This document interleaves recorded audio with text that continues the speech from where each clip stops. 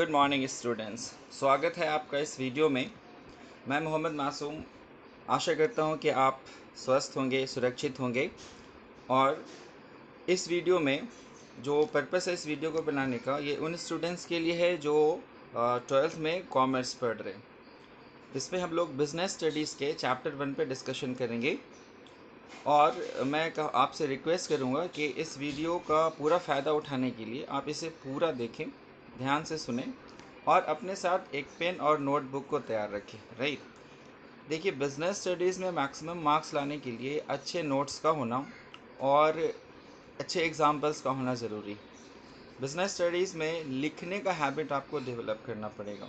तो जैसे जैसे इन वीडियोस में हम लोग आपस में इंटरेक्शन करेंगे, आप सारे इंपॉर्टेंट पॉइंट्स को जो स्क्रीन पे आएंगे उसको आप नोट डाउन करेंगे। वीडियो को आप पॉज कर दें और पॉज करने के साथ ही जो इम्पॉर्टेंट पॉइंट्स हैं, डेफिनेशंस हैं, एग्जाम्पल्स हैं, उनको आप अपने नोटबुक में लिख लेंगे। ओके, तो चलिए हम लोग स्टार्ट करते हैं।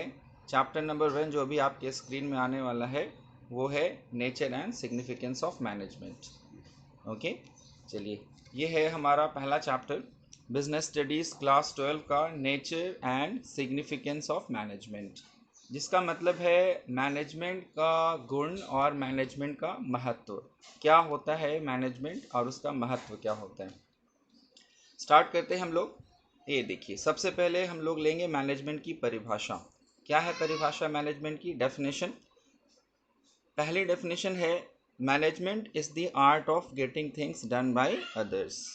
Management is the art of getting things done by others. Right, ये जो पहला डेफिनेशन है, पहला डेफिनेशन, इसमें हम लोग देख रहे कि जो मैनेजमेंट है वो एक आर्ट होता है ना। और इसमें हम लोग क्या करते हैं, दूसरों से काम करवाते हैं। किसी भी कंपनी का जो मैनेजर होता है उसका मेन काम होता है कि अपने जूनियर्स को ऑर्डर देना, उनसे काम कराना। तो दो बात क्लियर होगी, management is an art and it means getting the things done by others. तो अब अपने कॉपी पे लिखेंगे, मैनेजमेंट एक आर्ट होता है और इसमें हम दूसरों से काम करवाते हैं। दूसरों से काम करवाने की कला को ही हम लोग मैनेजमेंट कहते हैं। राइट, ये था हमारा पहला डेफिनेशन। अब हम लोग देखेंगे दूसरा डेफिनेशन। इसमें आप देखिए, जो दूसरा डेफिनेशन है ये है, management is the process, management is the process of achieving organisational goal through effective and efficient utilisation of resources. इसका अर्थ ये हुआ कि मैनेजमेंट जो है, मैनेजमेंट वो एक प्रोसेस होता है। मैनेजमेंट एक प्रोसेस होता है और इस प्रोसेस में, मैनेजमेंट के प्रोसेस में हर मैनेजर को कुछ रिसोर्स, कुछ साधन दिए जाते हैं और मैनेजमेंट का काम है इन रिसोर्सेस का, इन साधनों का इस्तेमाल करते हुए ऑर्गेनाइजेशन के गोल को प्राप्त करें, ऑर्गेनाइजेशन के लक्ष्य को पूरा करें। किसी भी ऑर्गेनाइजेशन का लक्ष्य क्या होता है? डेफिनेटली प्रॉफिट कमाना या सर्विस प्रोवाइड करना। तो अच्छा मैनेजर वो होता है जो ऑर्गेनाइजेशन के रिसोर्सेस का, साधनों का उपयोग करे, चतुराई से, क्लेवरली उसका यूज़ करे और जो ऑर्गेनाइजेशन का लक्ष्य है उस लक्ष्य को बड़े आसानी से वो पूरा कर सके। ठीक है, तो इसमें दो बात क्लियर हो गई। पहले तो मैनेजमेंट एक प्रोसेस होता है, मैनेजमेंट जो है वो एक आर्ट होता है, मैनेजमेंट जो है वो दूसरों से काम करने की कला को कहते हैं। और मैनेजमेंट में दो वर्ड आता है कि ये इफ़ेक्टिव भी होना चाहिए और एफिशिएंट भी होना चाहिए। ये कॉमन क्वेश्चन आता है कि इफ़ेक्टिवनेस क्या होती है और एफिशिएंसी क्या होती है, जो मैं अभी आपको बताऊंगा। इससे पहले हम लोग बात करेंगे मैनेजमेंट के रिसोर्सेज के बारे में, क्या क्या रिसोर्सेज उपलब्ध होते हैं। ठीक है, तो इसमें आप देखिए, जो इम्पोर्टेंट पॉइंट मैंने बताया एक बार फिर से देखते हैं। Management is an art, management एक कला होती है। ठीक, दूसरा है, management takes effort to achieve organisational goal. Management वो हर एक प्रयास करता है जिससे ऑर्गेनाइजेशन का गोल जो है, जो प्रॉफिट है वो हो जाए। इसका मतलब गोल प्राप्त करना ही मैनेजमेंट का मेन पर्पस होता है। राइट, जो थर्ड पॉइंट है इसमें है, management should be effective and efficient. Management को इफेक्टिव भी होना चाहिए और मैनेजमेंट को एफिशिएंट भी होना चाहिए। Right, okay. नाउ अब देखिए, नेक्स्ट है, management uses organisational resources. Management organisational resources को इस्तेमाल करता है। अब हम लोग देखेंगे यहाँ पे इस डायग्राम में, देखिए जो डायग्राम है यह प्रोसेस ऑफ मैनेजमेंट का। इसमें आप देख रहे सबसे ऊपर कौन है? मैनेजमेंट। मैनेजमेंट यूजेस, क्या यूज़ करता है? रिसोर्सेज को। क्या क्या रिसोर्सेज हैं? Money, man, machine, material. Money भी एम से स्टार्ट होता है, मैन भी एम से स्टार्ट होता है, मशीन भी एम से स्टार्ट होता है, मटेरियल भी एम से स्टार्ट होता है। चूँकि ये चारों एम से स्टार्ट होते हैं इसलिए इसको हम लोग 4 एम्स भी कहते हैं। इसका मतलब मैनेजमेंट क्या करता है, इन रिसोर्सेज को 4 एम्स को यूज़ करता है और प्रॉफिट जनरेट करता है, राइट। इसका मतलब मैनेजमेंट जो है उसका मेन पैरामीटर होता है, सक्सेस डिपेंड करता है वो कितने अच्छे से रिसोर्सेज का यूज़ करता है और उससे किस प्रकार अपने प्रॉफिट को जनरेट कर सकता है, राइट। मैं यहाँ पे आपसे फिर से रिपीट करूँगा कि जो मैनेजमेंट है उसमें कितने रिसोर्स होते हैं, 4 एम्स है ना। पहला है money, money means capital, right. Capital, बिना कैपिटल के कोई आप बिजनेस नहीं कर सकते। दूसरा है manpower, manager, employ, staff, इनकी ज़रूरत पड़ती है। तीसरा हो गया मशीनरी, जिससे आप उत्पादन करते हैं, प्रोडक्शन करते हैं। और चौथा हो गया मटेरियल, जो रॉ मटेरियल प्रोडक्शन के लिए यूज़ होता है। तो 4 एम्स मतलब man, money, machine, material, right. ये हो गया रिसोर्सेज, एंड रिसोर्सेज का यूज़ करते हुए ऑर्गेनाइजेशन के गोल को हम लोग पूरा करें, फाइन। चलिए आगे बढ़ते हैं हम लोग। देखिए इस दूसरे डायग्राम में प्रोसेस ऑफ मैनेजमेंट का एक और पहलू दिखाया गया है, जिसमें सबसे ऊपर है ओनर, है ना। ओनर के बाद है मैनेजमेंट और मैनेजमेंट के बाद है वर्कर। इस डायग्राम में ये बताया गया है कि किसी भी बिजनेस के जो ओनर होते हैं, लेफ्ट साइड में देखिए ऑर्डर लिखा हुआ है, यानी ओनर जो है मैनेजमेंट को ऑर्डर करता है ना। ओनर जो है, मालिक जो होता है वो मैनेजमेंट को आदेश देता है, मैनेजमेंट फिर वर्कर्स को ऑर्डर देता है या आदेश देता है। उसी प्रकार ठीक वर्कर जो काम करते हैं, दाएं साइड में देखिए रिपोर्ट लिखा हुआ है। वर्कर मैनेजमेंट को रिपोर्ट करता है और मैनेजमेंट जो है वो ओनर को रिपोर्ट करता है। तो ये इस तरह से जो है एक सिस्टम बना हुआ है, ओनर और वर्कर के बीच में लिंक का काम करता है मैनेजमेंट। मैं रिपीट करूँगा, ओनर और वर्कर यानी बिजनेस का जो मालिक है और जो बिजनेस के वर्कर हैं उनके बीच में एक लेयर होता है, एक लिंक होता है, जिसको हम लोग मैनेजमेंट कहते हैं। तो कह सकते हैं management is a link between owner and worker. Is it okay, समझ में आएगा। चलिए इसके बाद हम लोग नेक्स्ट स्लाइड पे आते हैं। देखिए जो दो टर्म है हम लोग, इफेक्टिवनेस एंड एफिशिएंसी। मैं आपसे रिक्वेस्ट करूंगा कि इसको आप अपने कॉपी पर लिख लेंगे। इफेक्टिवनेस एंड एफिशिएंसी में यहाँ पे कंपैरिजन किया गया है, तुलना की गई है। इफेक्टिवनेस क्या होता है, it means the ability to achieve the given target. जो लक्ष्य दिया गया है उसको पूरा करना ही इफेक्टिवनेस है, ठीक है। तो जैसे आप ये समझो कि अगर किसी कंपनी में कोई सेल्समैन है जो प्रोडक्ट बेचता है, उसको बोला गया है कि एक महीने में 50 फ़ोन बेच दो, यानी 30 दिन में 50 फ़ोन उसको सेल करना है। तो ये इसका लक्ष्य। अगर उस सेल्समैन ने 30 दिन में 50 मोबाइल फ़ोन बेच दिया, इसका मतलब टारगेट पूरा किया, तो उसको हम लोग इफ़ेक्टिव कहेंगे। बात समझ रहे हैं, उसको क्या बोलेंगे, इफ़ेक्टिव। तो इफ़ेक्टिव वो है जो अपने रिजल्ट को प्राप्त कर ले, जो अपने टारगेट को पूरा कर ले, है ना।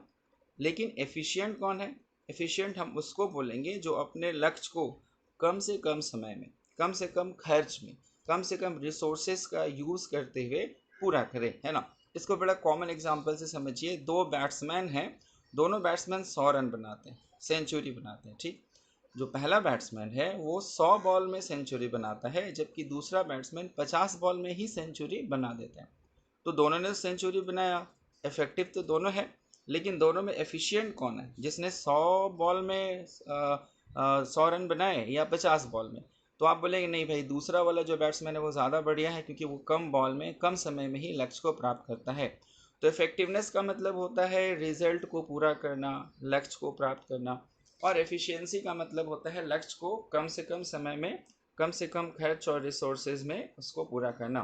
तो मैनेजमेंट को क्या होना चाहिए, इफेक्टिव भी होना चाहिए, मतलब वो लक्ष्य को प्राप्त भी करे, और एफिशिएंट भी हो। इसका मतलब है कि वो रिसोर्सेज को जो है बर्बाद ना करे, रिसोर्सेज को चतुराई से इस्तेमाल करे, फाइन। तो आई होप कि आपको इफेक्टिवनेस और एफिशिएंसी समझ में आ गई होगी। अब हम लोग इससे आगे बढ़ते हैं। यहाँ पे जो आपके सामने आ रहा है ये है कैरेक्टरिस्टिक्स ऑफ मैनेजमेंट, जिसको आप कह सकते हैं मैनेजमेंट का गुण, मैनेजमेंट के फीचर्स। क्या होते हैं मैनेजमेंट के फीचर्स। तो पहला फीचर आप देखिए, it is a goal oriented process. It is a goal oriented, goal का मतलब हो गया लक्ष्य, ओरिएंटेड का मतलब झुका हुआ, इसका मतलब मैनेजमेंट का झुकाव किस ओर होता है, लक्ष्य की ओर। मैनेजमेंट के लिए अगर कोई भी चीज़ महत्वपूर्ण है तो वो है गोल। अगर गोल पूरा हो गया तो मैनेजमेंट अच्छा है। ठीक, तो पहला पॉइंट क्लियर है, management is a goal oriented process. इसमें जो शॉर्ट में डिफिनेशन डिस्क्रिप्शन दिया हुआ है स्क्रीन पे, आप उसको उतार लेंगे। चलिए अब आते हैं हम लोग दूसरे कैरेक्टरिस्टिक्स की ओर। It is all pervasive. All pervasive का मतलब होता है जो हर जगह लागू हो, जो हर जगह लागू हो। देखिए, जैसे अगर आप मैनेजमेंट के बारे में बात करेंगे, मैनेजमेंट कहते हैं ऑल परवेसिव होता है। इसका मतलब मैनेजमेंट हर प्रकार की संस्था में हर जगह पे लागू होता है। अगर कोई बहुत बड़ा ऑर्गेनाइजेशन है, मल्टीनेशनल कंपनी है, तो वहाँ भी मैनेजमेंट लगेगा। छोटा सा बिजनेस है, सोल प्रोप्राइटर का या पार्टनरशिप का, वहाँ भी मैनेजमेंट का कंसेप्ट लागू होता है। मैनेजमेंट तो हमारे निजी पर्सनल लाइफ में भी लागू होता है। तो मैनेजमेंट इज़ ऑल परवेसिव, मतलब मैनेजमेंट हर जगह लागू होता है। देखिए, चाहे संस्था प्रॉफिट बनाने वाली हो या नॉट फॉर प्रॉफिट हो, चाहे वो रिलीजियस संस्था हो या वो नॉट फॉर प्रॉफिट, जैसे आप देख ले एक एग्जांपल, रिलायंस फाउंडेशन है ना, या अजीम प्रेम जी फाउंडेशन है, या आप देख लेंगे WHO, वर्ल्ड हेल्थ ऑर्गेनाइजेशन, कोई प्रॉफिट के लिए तो काम नहीं करता है। तो क्या WHO में मैनेजमेंट यूज़ होता है या नहीं? बिल्कुल होता है। इसका मतलब मैनेजमेंट हर जगह लागू होता है। Management is all pervasive. तो दो पॉइंट्स क्लियर हो गए कैरेक्टरिस्टिक्स ऑफ मैनेजमेंट में। अब हम लोग तीसरा पॉइंट देखेंगे। Third point characteristics of management में आप देखेंगे, थर्ड पॉइंट कहता है it is multi dimensional. It is multi dimensional. क्या मतलब होता है मल्टी डायमेंशनल का? मल्टी डायमेंशनल मतलब हो गया बहुआयामी। इसका मतलब मैनेजमेंट जो है उसमें बहुत सारी चीज़ें आती हैं। एक मैनेजर जो होता है वो मैन पावर को भी हैंडल करता है, मशीन को भी हैंडल करता है, मटेरियल्स के बारे में भी उसकी जानकारी होनी चाहिए। इसका मतलब manager should be all rounder. Manager जो है वो क्या होना चाहिए, ऑल राउंडर होना चाहिए। देखिए, अगर आप किसी कंपनी में मैनेजर हैं तो आपको देखना पड़ेगा कि वर्कर्स से कैसे काम कराना है, वर्कर्स को मोटिवेट कैसे करना है, उनके विवादों को, डिस्प्यूट्स को कैसे सॉल्व करना है। इसके साथ साथ आपकी जो मशीनें हैं, मटेरियल हैं, कंपनी के जो लॉज हैं, उन सब के बारे में आपको जानकारी होनी चाहिए। इसीलिए मैनेजर जो है सिर्फ एक सब्जेक्ट पढ़ के मैनेजर नहीं बन सकता है। Management is multi dimensional. Is it okay? Now multi dimensional के बाद हम लोग नेक्स्ट कैरेक्टरिस्टिक्स पे आएंगे। कैरेक्टरिस्टिक्स ऑफ मैनेजमेंट में देखिए, यहाँ पे जो पॉइंट नंबर 4 है, it is N intangible force. Intangible force, management can not be seen. Management क्या होता है, इनटैंजिबल होता है। इसका अर्थ ये हो गया कि मैनेजमेंट को हम लोग देख नहीं सकते। किसी भी ऑर्गेनाइजेशन में जो मैनेजमेंट होती है वो एक फोर्स की तरह काम करती है। एक जो है मोटिवेशन होता है, एक इंस्पिरेशन होता है। और जो एम्प्लॉयज़ ऑर्गेनाइजेशन में काम कर रहे हैं, मैनेजमेंट से इंस्पायर होकर के ना बेहतर से बेहतर परफॉर्मेंस देने का प्रयास करते हैं। तो मैनेजमेंट क्या है, management is N intangible. Intangible का मतलब जिसको हम लोग छू नहीं सकते हैं, but it works. It works, जैसे हवा होती है ना, हवा हम लोग छू नहीं सकते लेकिन हमको एहसास होता है, महसूस होती है। भगवान क्या इनटैंजिबल है, हम लोग फील करते हैं कि भगवान यहाँ पर हमको सही काम करना है, गलत काम नहीं करना है। तो जैसे गॉड इनटैंजिबल है, एक फोर्स है, एक शक्ति है, तो मैनेजमेंट भी क्या एक शक्ति है, एक इन्वायरमेंट है जो लोगों को काम करने के लिए प्रेरित करती है। फाइन। अब हम लोग देखेंगे नेक्स्ट, यहाँ पे देखिए, इंटेंजिबल फोर्स के बाद जो अगला कैरेक्टरिस्टिक्स है वो है it is a continuous process. Management is a continuous process, बड़ा इंपॉर्टेंट पॉइंट है।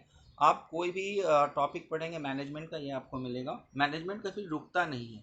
कंटिन्यूस प्रोसेस का मतलब क्या होगा, मैनेजमेंट कभी रुकता नहीं है। मैनेजमेंट हमेशा काम करता रहता है ना। मैनेजमेंट को हमेशा काम करना पड़ता है। एक टारगेट पूरा हो गया तो आपको दूसरा टारगेट पे लगना होगा, तीसरा टारगेट पूरा हो गया तो चौथे टारगेट पे लगना पड़ेगा। तो management is a continuous process. Fine. अच्छा, चलिए नेक्स्ट लेते हैं हम लोग। पॉइंट नंबर 6 है it is a group activity. क्या मतलब होता है ग्रुप एक्टिविटी का? देखिए, जब आप किसी कंपनी में काम करेंगे तो आप अकेले काम नहीं करेंगे, एक ग्रुप होगा लोगों का। फाइन। और ये जिसमें कुछ लोग आपके सुपीरियर होंगे, कुछ लोग आपके जूनियर होंगे, कुछ लोग, एक टीम होगी, उस टीम में आपका एक रोल होगा। सबके साथ आपको मिल करके काम करना है, आप अकेले काम नहीं करते हैं। ठीक। तो मैनेजमेंट क्या है, एक ग्रुप एक्टिविटी है। एक अच्छा मैनेजर वो होता है जो लोगों से मिल करके बात करे, लोगों को मोटिवेट करे, है ना, उनको जो है इंस्पायर करे। तो आप मैनेजमेंट में अगर हैं, if you are a manager, then आपको सबके साथ मिल करके कोऑर्डिनेशन, कम्युनिकेशन के साथ काम करना है, राइट। तो management is a group activity. ये था आपका 6 कैरेक्टरिस्टिक्स। ओके, नो अब हम लोग आते हैं कैरेक्टरिस्टिक्स नंबर 7। मैनेजमेंट के कैरेक्टरिस्टिक्स में पॉइंट नंबर 7 कहता है it is a dynamic function.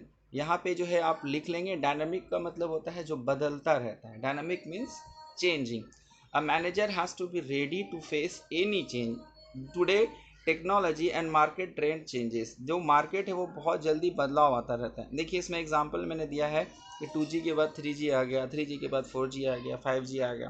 ठीक है, तो कहते हैं कि management is dynamic. Her management जो है वो उसको परिवर्तन, जो चेंज है उसको एक्सेप्ट करना पड़ता है, स्वीकार करना पड़ता है। एक कंपनी अगर सोच ले कि भाई जो हम लोग 10 साल पहले बेच रहे थे, 100 साल पहले जो प्रोडक्ट बना रहे थे वही अभी भी बेचेंगे, वही अभी चलाएंगे, तो नहीं चलेगा। ज़रा सोचिए, कौन खरीदेगा black and white mobile phone अभी? कौन खरीदेगा बड़ा वाला रेडियो? कौन खरीदेगा रील वाला कैमरा? अभी कोई नहीं खरीदने वाला है ना। तो जो टेक्नोलॉजी नई चीज़ें आती हैं मार्केट में, जो है कस्टमर उनका चॉइस चेंज हो जाता है, फैशन बदल जाता है ना, हर चीज़ बदलती है, नया कॉम्पिटिटर मार्केट में आ जाता है। सरकार की जो नीतियां हैं, इकोनॉमिक पॉलिसी है, इंडस्ट्रियल पॉलिसी है, वो बदल जाती है। तो क्या आप अपने हिसाब से बिजनेस करेंगे या बाहर में जो इन्वायरमेंट है, जो कंपटीशन है, जो कस्टमर है, उसके अकॉर्डिंगली करेंगे? डेफिनेटली आपको इम्पोर्टेंस मार्केट को देना पड़ेगा। तो मार्केट के हिसाब से चलने का मतलब है मार्केट जो है उसमें जो चेंजेस आ रहे हैं उनको एक्सेप्ट करना और उसके अकॉर्डिंगली अपने अंदर परिवर्तन लाना। राइट, आप देखिएगा कि जो हिंदुस्तान मोटर्स जो एम्बेसडर बनाती थी आज के डेट में बंद हो गई। कोडैक है ना, कोडैक का नाम सुने होंगे आप लोग, वो बंद हो गई। नोकिया के साथ क्या हुआ, वो मार्केट के साथ कोप नहीं कर पाई। तो अगर आप मैनेजमेंट में हैं तो मैनेजर जो होता है, मैनेजमेंट वो क्या होना चाहिए, डायनामिक होना चाहिए। आप समझ गए, डायनामिक का मतलब जो हमेशा बदलता रहता है। फाइन, अब कैरेक्टरिस्टिक्स ऑफ मैनेजमेंट के बाद हम लोग बात करेंगे ऑब्जेक्टिव्स ऑफ मैनेजमेंट में, यानी मैनेजमेंट का जो ऑब्जेक्टिव है, लक्ष्य है, वो क्या होता है। देखिए जो है सिलेबस में आपका 3 टाइप का ऑब्जेक्टिव बताया गया है। पहला ऑब्जेक्टिव है ऑर्गेनाइजेशनल ऑब्जेक्टिव।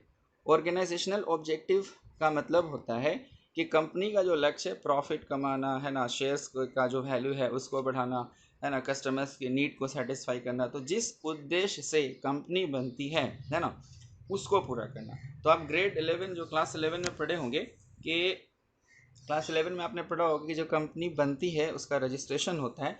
तो मेमोरेंडम ऑफ एसोसिएशन जो मेन डॉक्यूमेंट होता है उसमें लिखा जाता है कंपनी का लक्ष्य क्या है। तो अगर कंपनी अपने लक्ष्य को पूरा करती है ना, जो भी उसके मेमोरेंडम में MOA में लिखा हुआ है, तो ये होगा हमारा ऑर्गेनाइजेशनल ऑब्जेक्टिव।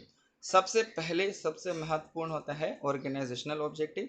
अगर ये पूरा हो गया, यानी कंपनी ने ऑर्गेनाइजेशनल ऑब्जेक्टिव जो प्रॉफिट है, ग्रोथ है, जो फंड बनाना है वो जनरेट हो जाता है, तो उसके बाद जो है नेक्स्ट ऑब्जेक्टिव हमारा आता है। देखिए सोशल ऑब्जेक्टिव, नाम से ही पता चल रहा है, सोशल मतलब सोसाइटी से जुड़ा हुआ, समाज से जुड़ा हुआ, जिसमें एनवायरनमेंट प्रोटेक्शन आता है ना, चैरिटी होती है, कम्युनिटी वेलफेयर होता है। जैसे यहाँ पे मैंने उदाहरण दिया है कि अजीम प्रेम जी जो विप्रो के फाउंडर हैं और रतन टाटा जो टाटा ग्रुप के चेयरमैन हैं, उन्होंने सरकार को एक ह्यूज अमाउंट, बहुत बड़ी राशि दी है कोरोना वायरस को फाइट करने के लिए, है ना। तो आए दिन आप न्यूज़पेपर में पढ़ते होंगे जो बड़े बड़े बिजनेसमैन हैं वो चैरिटी करते हैं, है ना, समाज में जो है वेलफेयर का काम करते हैं। कोई स्कूल खोल देता है, कोई हॉस्पिटल खोलता है, कोई पार्क जो है वो बनाता है, कोई अनाथालय खोल देता है। तो बिजनेस जो है वो समाज का एक अभिन्न अंग होता है और समाज के प्रति जो जिम्मेवारी बनती है, रिस्पॉन्सिबिलिटी बनती है, उसी को पूरा करना हम लोग एक सोशल ऑब्जेक्टिव के रूप में मानते हैं।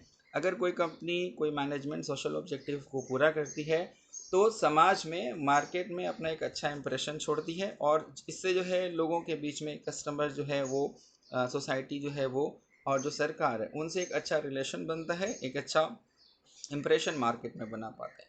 ओके, चलिए ये था हमारा social objective, organisational objective. Social objective के बाद जो नेक्स्ट है वो आता है हमारा पर्सनल ऑब्जेक्टिव। पर्सनल का मतलब हो गया कंपनी में जो एम्प्लॉयज़ काम कर रहे हैं, कंपनी के जो स्टाफ है उससे जुड़ा हुआ, यानी कि एम्प्लॉयमेंट, जो रोज़गार है उसको क्रिएट करना, जो एम्प्लॉय काम कर रहे हैं उनकी भलाई, उनके वेलफेयर के बारे में सोचना, उनका प्रोटेक्शन करना, जो वर्कर्स हैं उनके उनके साथ जो है मिल करके काम करना, उनकी भलाई के बारे में सोचना, है ना। जो देखेंगे बड़ी बड़ी जो फैक्ट्री होती है उसमें बड़ी दुर्घटनाएं हो जाती हैं। वर्कर काम कर रहा है, उसको करंट लग जाता है, वो मशीन में फंस फंस जाता है, उसका हाथ कट गया, है ना। तो ये जो हैज़ार्ड्स हैं, है ना, ये जो रिस्क है, सेहत को जो खतरा है, स्वास्थ्य से रिलेटेड जो प्रॉब्लम्स हैं, रिस्क हैं, ये भी जो है मैनेजमेंट का काम है कि वो अपने एम्प्लॉयज़ की रक्षा करे, है ना, उनकी करियर प्लानिंग करे, उनके ग्रोथ के बारे में सोचे। तो जो अच्छी कंपनी है, अच्छे मैनेजमेंट है, वो क्या करते हैं, अपने एम्प्लॉयज़ को लगातार ट्रेनिंग देते रहते हैं, है ना, उनके लाइफ स्टाइल को इम्प्रूव करने का प्रयास करते हैं। बहुत सारी संस्थाएं तो ऐसी होती हैं जो अपने मैनेजर जो हैं उनको किसी अच्छे संस्था में भेज करके उनको पढ़ाते भी है, उनको कोर्स भी कराते हैं, ताकि उनका भी डेवलपमेंट हो और उससे फिर वापस कंपनी का भी बेनिफिट हो जाए, है ना। तो यहाँ पे आपने देखा ऑब्जेक्टिव्स ऑफ मैनेजमेंट में 3 ऑब्जेक्टिव हमने डिस्कस किया। 3 ऑब्जेक्टिव, पहला ऑब्जेक्टिव क्या था, ऑर्गेनाइजेशनल ऑब्जेक्टिव, सेकंड क्या था, सोशल ऑब्जेक्टिव, ओके, एंड ये है पर्सनल ऑब्जेक्टिव। यहाँ पे नंबर 1 है, इसको नंबर 3 कर लेंगे आप लोग। चलिए अब हम लोग बात करेंगे इंपॉर्टेंस ऑफ मैनेजमेंट। मैनेजमेंट का महत्व क्या होता है, ये कॉमन क्वेश्चन एग्जाम में आता है, इसको आप ध्यान से देखेंगे। पहला पॉइंट कहता है इंपॉर्टेंस में, it helps in achieving group goals. जैसे कि मैं शुरू से बता रहा हूँ कि मैनेजमेंट जो है वो गोल को पूरा करने में हेल्प करता है। अगर मैनेजमेंट नहीं होगा तो लक्ष्य की प्राप्ति कभी भी नहीं हो सकती है। एक अच्छी कंपनी जो होती है उसके जो मैनेजर्स होते हैं वो कंपनी के लक्ष्य को कम से कम खर्च में, कम से कम समय में जो है वो पूरा कर पाते हैं, ठीक है। दूसरा कहता है इट इंक्रीजेज एफिशिएंसी। किसी भी कंपनी की एफिशिएंसी जो होती है, एफिशिएंसी किस पर डिपेंड करती है, एफिशिएंसी डिपेंड करती है एम्प्लॉयज़ के ऊपर, है ना। तो कंपनी जो है अपने एम्प्लॉयज़ को की एफिशिएंसी को बढ़ा सकते हैं। कैसे बढ़ा सकता है भाई, तो एम्प्लॉयज़ को ट्रेनिंग दे सकते हैं, है ना, अच्छी मशीनें जो है वो मशीनें खरीद सकता है, नई टेक्नोलॉजी का यूज़ कर सकता है, उनको ट्रेनिंग दे, उनको गाइड करे, तो इस प्रकार जो है कंपनी की एफिशिएंसी बढ़ सकती है। तो हम देखेंगे यहाँ पे कि जो इम्पोर्टेंस है मैनेजमेंट का वो है helps in achieving organisational goal, it creates increases efficiency. तीसरा कहता है it creates dynamic organisation. Dynamic का मतलब चेंजिंग, जैसा मैंने आपको बताया था अभी। अगर कोई भी ऑर्गेनाइजेशन में मैनेजमेंट अच्छा होता है तो वो ऑर्गेनाइजेशन को ऐसा तैयार करता है अंदर से, ताकि वो बाहर में जो परिवर्तन हो रहे हैं, चेंजेस हो रहे हैं, उनको स्वीकार कर सके। बाहर में जो भी बदलाव आ रहा है उसके अकॉर्डिंगली टेक्नोलॉजी है, मैन पावर है, सिस्टम है, वो सारा का सारा इंटरनली प्रिपेयर हो जाए, ठीक है। तो मैनेजमेंट हेल्प करता है डायनामिक ऑर्गेनाइजेशन को डायनामिक बनाने में। पॉइंट नंबर 4 कहता है it helps in achieving personal objective, यानी पर्सनल का मतलब एम्प्लॉयज़ का ऑब्जेक्टिव होता है। तो क्या एक अच्छा मैनेजमेंट जो होता है वो ऑर्गेनाइजेशन के एम्प्लॉयज़ को भी हेल्प करता है, डेफिनेटली हेल्प करता है, उनको ट्रेनिंग देता है और अपने करियर में आगे बढ़ने में बहुत हेल्प करता है। पॉइंट नंबर 5 में आते हैं हम लोग, it helps in development of society. अभी मैंने डिस्कस किया था मैनेजमेंट जो है वो सोसाइटी के लिए बहुत चीज़ें करता है ना। मैनेजमेंट जो है वो सोसाइटी को एनवायरनमेंट का जो है उसको एनवायरनमेंट को प्रोटेक्ट करता है पोल्यूशन से, रिसाइकलिंग मशीन्स जो है वो बनाता है। इनफैक्ट बहुत सारी कंपनीज तो अच्छा खासा अमाउंट खर्च करती है जो सोसाइटी है उसके वेलफेयर के लिए। आप अगर कभी आपको मौका मिले तो आप जमशेदपुर जाएंगे, जमशेदपुर का जो पूरा सिटी है, प्लांट सिटी, आप देखेंगे इसमें टाटा ग्रुप का बहुत बड़ा हाथ है, जिसने एक अच्छी खासी ज़मीन को लीज़ को लेकर के वहाँ के ड्रेनेज सिस्टम को, है ना, वहाँ का जो गार्बेज कलेक्शन सिस्टम है, वहाँ जो इलेक्ट्रिसिटी है, उसको पूरी तरह से सिस्टमेटिक बनाया है। तो इससे हमें ये पता चलता है कि मैनेजमेंट का मतलब सिर्फ फ़ायदा कमाना, प्रॉफिट कमाना नहीं होता है, बल्कि सोसाइटी के बारे में भी सोचना होता है। तो ये 5 इंपॉर्टेंट पॉइंट है इंपॉर्टेंस ऑफ मैनेजमेंट के, इसको आप लोग अपने नोटबुक में लिख लेंगे। इसके बाद हम लोग बात करेंगे नेचर ऑफ मैनेजमेंट का। ओके, नेचर ऑफ मैनेजमेंट जो है वो क्या होता है। देखिए यहाँ पे जो नेचर ऑफ मैनेजमेंट है, इसमें मैनेजमेंट को आर्ट से कंपेयर किया गया है। मैनेजमेंट को आर्ट से कंपेयर किया गया है। क्या मैनेजमेंट एक आर्ट होता है? देखिए मैनेजमेंट आर्ट होता है कि नहीं होता है, इसके लिए हमको समझना पड़ेगा कि जो आर्ट है वो होता है क्या। इसमें आप देखो पहला पॉइंट कहता है एग्जिस्टेंस ऑफ थ्योरेटिकल नॉलेज। कोई भी आर्ट जो होता है, आर्ट का जो क्षेत्र है, चाहे वो सिंगिंग हो, पेंटिंग हो, साइकोलॉजी हो, आर्ट के हर क्षेत्र में थ्योरेटिकल नॉलेज अवेलेबल होती है, बुक्स अवेलेबल होते हैं, लिटरेचर अवेलेबल होते हैं। तो क्या ये बुक्स और लिटरेचर मैनेजमेंट में अवेलेबल है कि नहीं? तो बिल्कुल अवेलेबल है। अगर आप मैनेजमेंट सीखना चाहते हैं तो उसमें भी बुक्स उपलब्ध हैं। तो ये जो पहला पॉइंट है एग्जिस्टेंस ऑफ थ्योरेटिकल नॉलेज, तो ये आर्ट का एक गुण है और ये गुण मैनेजमेंट में भी उपलब्ध है। तो आर्ट का जो पहला गुण है वो मैनेजमेंट संतुष्ट करता है, सेटिस्फाई करता है। तो पहले पॉइंट से हम मैनेजमेंट को एक आर्ट कह सकते हैं, ठीक है। अब हम लोग देखते हैं दूसरा। दूसरा है पर्सनलाइज्ड एप्लीकेशन। क्या मतलब होता है पर्सनलाइज्ड एप्लीकेशन का? देखिए अगर हम देखें कि दो आर्टिस्ट हैं, जैसे दो सिंगर है, वो गाना गा रहे हैं ना, तो क्या दो सिंगर जो एक ही गाना एक ही म्यूजिक के साथ गाएंगे तो वो गाना एक जैसा लगेगा या अलग अलग लगेगा? आप ज़रा सोच करके देखिए। भले ही बोल एक जैसे हो, भले ही म्यूजिक जो है वो टोन सब कुछ एक जैसा है, लेकिन दोनों गाना है उसके परफॉर्मेंस में डिफरेंस हो जाएगा। तो एक आर्ट जो होता है वो हर आर्टिस्ट पर डिपेंड करता है, हर आर्टिस्ट अपने हिसाब से काम करता है, उसका परफॉर्मेंस अलग हो सकता है। हम दो आर्टिस्ट को एक जैसा नहीं बना सकते हैं, राइट? तो क्या ये मैनेजमेंट में भी एप्लीकेबल होता है? बिल्कुल एप्लीकेबल होता है। मैं आपको एग्जांपल दूंगा टाटा ग्रुप का, जिसमें साइरस मिस्त्री को टाटा ग्रुप का चेयरमैन बनाया गया था। ओके, और उसके बाद क्या हुआ कि लगातार कंपनी लॉस में चलने लगी, है ना। देखिए वही कंपनी है, वही कैपिटल है, वही एम्प्लॉयज़ हैं, लेकिन मैनेजर बदल गया तो कंपनी लॉस में जाने लगी। उसके बाद क्या हुआ, साइरस मिस्त्री से फिर चार्ज रतन टाटा ने लिया और फिर वो कंपनी वापस पटरी पे आ गई।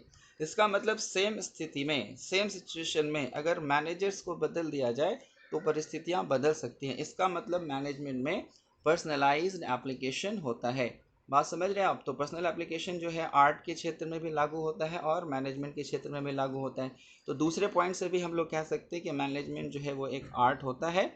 अब हम बात करेंगे थर्ड थर्ड पॉइंट है, देखिए, based on practice and creativity. Art जो है वो प्रैक्टिस और क्रिएटिविटी पे डिपेंड करता है। यानी कि आप जितना प्रैक्टिस करेंगे आपके अंदर उतनी रचनात्मकता आती है ना। आप गाना गाते हैं तो धीरे धीरे एक अच्छे सिंगर के रूप में आप उभर सकते हैं। एक जो है पेंटर, वो धीरे धीरे प्रैक्टिस करते करते बड़ा क्रिएटिव हो जाता है। शुरू में वो जो लेमैन है, बिल्कुल नौसिखिया होता है, धीरे धीरे उसकी पेंटिंग जो है वो एक्सपर्ट की तरह हो जाती है। तो क्या यह मैनेजमेंट में भी एप्लीकेबल है? एक नया मैनेजर जब आएगा तो उसको उतना अनुभव नहीं होता है ना, लेकिन धीरे धीरे काम करते करते वो अपने काम को सीखता है, उसमें नई नई चीज़ें वो करते रहता है ना।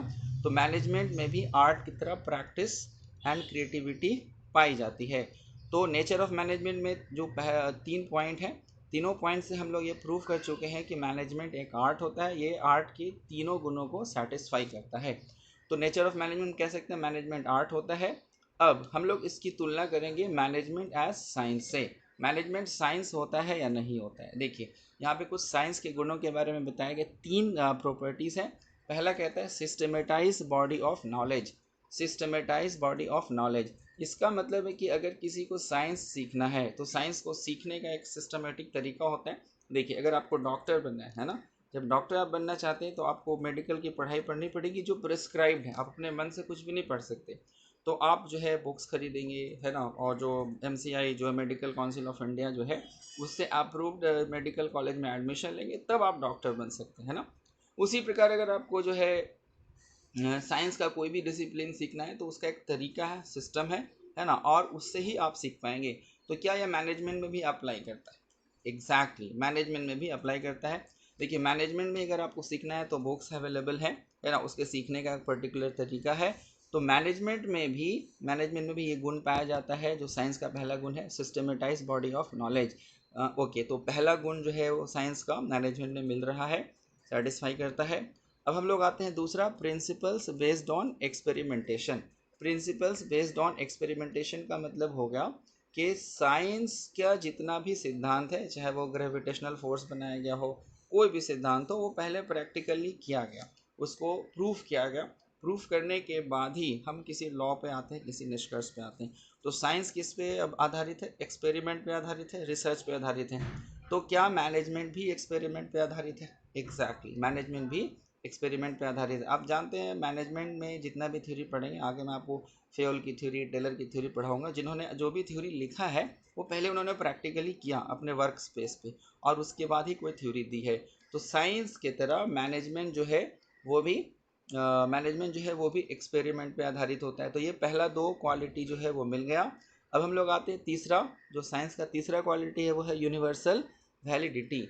क्या मतलब होता है यूनिवर्सल वैलिडिटी का? देखिए, यूनिवर्सल वैलिडिटी का मतलब होता है कि हम जो साइंस को पढ़ते हैं, साइंस का जो रूल है, जो लॉ है, वो हर जगह अप्लाई होता है। अगर वो इंडिया में अप्लाई होता है तो रशिया में भी होता है, इंग्लैंड में भी हो सकता है। तो साइंटिस्ट ये नहीं कहेंगे कि भाई ये वाला जो थ्योरी है, ये वाला जो लॉ है वो इंडिया में लगता है, रशिया में नहीं लगता है, अमेरिका में नहीं लगता, ऐसा नहीं होता है। तो साइंस में अपवाद नहीं होता है, साइंस में एक्सेप्शंस नहीं होते हैं। तो एक थ्योरी, एक रूल जो साइंस की है, वो सारे साइंटिस्ट जो है उसको स्वीकार करते हैं क्या मैनेजमेंट में भी ऐसा होता है? क्या मैनेजमेंट का जो रूल है, लॉ है, वो भी हर जगह इक्वली अप्लाई होता है? तो इसका जवाब है नहीं, बिल्कुल भी नहीं। क्यों? क्योंकि मैनेजमेंट का जो रूल होता है, लॉ होता है, वो परिस्थितियों पे निर्भर करता है, सिचुएशन पे निर्भर करता है। आप देखिए अमेरिका में जो वर्क कल्चर होता है, अमेरिका के जो लोग होते हैं वो अलग होते हैं, जापान के अलग होते हैं, इंडिया के लोग जो है वो अलग होते हैं। तो हम एक ही तरीके से लोगों से काम नहीं करा सकते, है ना, हमको बदलना पड़ेगा। तो मैनेजमेंट का जो यूनिवर्सल वैलिडिटी है वो डाउटफुल है। मैनेजमेंट में यूनिवर्सल वैलिडिटी नहीं पाई जाती है, ये सिचुएशन पर डिपेंड करता है। तो ये जो साइंस का तीसरा क्वालिटी है, यूनिवर्सल वैलिडिटी, ये मैनेजमेंट में अप्लाई नहीं होता है। तो याद रखिएगा, साइंस का 2 गुण तो सेटिस्फाई करता है, मगर तीसरा जो यूनिवर्सल वैलिडिटी है वो मैनेजमेंट में अप्लाई नहीं करता है। इसीलिए मैनेजमेंट को हम लोग प्योर साइंस नहीं कहेंगे। Management is not pure science but it is an art. Okay, now coming to the conclusion, निष्कर्ष क्या निकलता है नेचर ऑफ मैनेजमेंट का? पहला पॉइंट पढ़िए, management is both science and art. अगर एग्जाम में आएगा तो आप कहेंगे मैनेजमेंट साइंस भी होता है और आर्ट भी होता है। उसके बाद आ रहा है management is more art than science. Management क्या साइंस है या आर्ट है? तो आप बोलेंगे मैनेजमेंट दोनों है, लेकिन वो साइंस से ज़्यादा आर्ट होता है। मैनेजमेंट साइंस से ज़्यादा आर्ट होता है। और मैनेजमेंट जो है वो इम्परफेक्ट या इम्प्योर साइंस होता है, इम्परफेक्ट या इम्प्योर साइंस होता है। फाइन।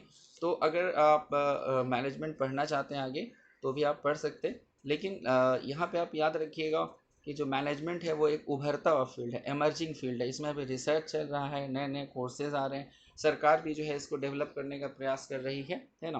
तो मैनेजमेंट क्या है? साइंस से ज़्यादा आर्ट है। मैनेजमेंट साइंस भी है, आर्ट भी है, लेकिन इसमें साइंस की तुलना में आर्ट का गुण ज़्यादा पाया जाता है। ओके, तो आज के लिए बस इतना ही।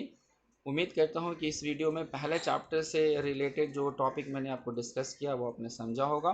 कमेंट में ज़रूर लिखिएगा कि वीडियो आपको कैसा लगा। जो प्रॉब्लम है, क्वेश्चन है, वो कमेंट बॉक्स में आप प्लीज़ लिखेंगे।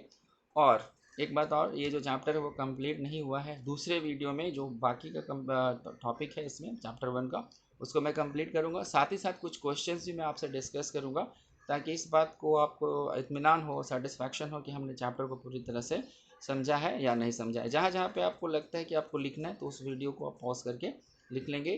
तब तक के लिए गुड बाय, टेक केयर, मिलते हैं।